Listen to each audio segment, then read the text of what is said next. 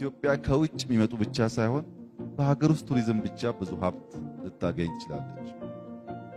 ከመቶ ሚሊዮን በላይ ህዝብ ያለበት ሀገር 5 እና 10 ሚሊዮኑ ከክልል ክልል ቢንቀሳቀስ ቀላል የገቢ ምንጭ አይደለም። ከዚያም ባሻገር ደግሞ ባህልን፣ ዕውቀትን፣ ልምድን ለመወራረስና ይበልጥ ኢትዮጵያዊነትን ለማሳደግም ያግዛል።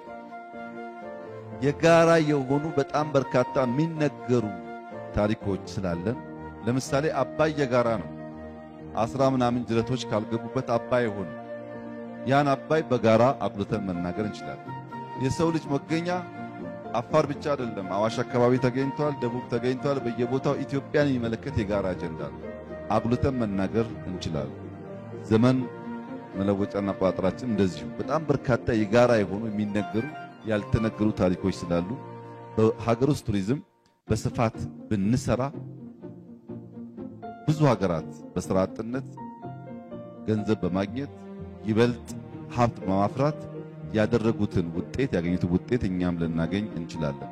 በዓለም ላይ አደጉ፣ ሰለጠኑ፣ ላቁ የሚባሉ ሀገራት ፕራይመሪ ሁለት ነገር ላይ ሰሩ ናቸው። አንደኛው ሰው ላይ፣ ሁለተኛው ክላይሜት ላይ። ሰውና ተፈጥሮ ላይ ሰራ ሀገር ፕሮስፔሪቲ ሊያመጣ ይችላል። ፒፕል እና ፕላኔት ላይ በመስራት ፕሮስፔሪቲን ማረጋገጥ ይቻላል።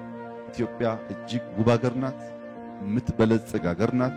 30 ሚሊዮን ተማሪ ያላት ሀገር ናት። የአፍሪካ የፓወር ሃውስ ናት።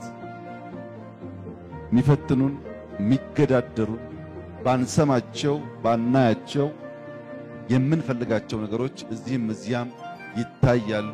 ከነዚህ ውጭ ግን ያደገ ሀገር የለም። ያደገ ሀገር ሁሉ በእነዚህ ፈተናዎች ያለፈ ነው። ሰብሰብ ብለን መሬት ረግጠን ሳንንሳፈፍ ሪያሊስቲክ ሆነን ሀገራችን ወደን በተደመረ መንፈስ ብንሰራ የበለጸገች ያማረች ለአፍሪካ ሁሉ ኩራት የሆነች ሀገር መፍጠር እንችላለን።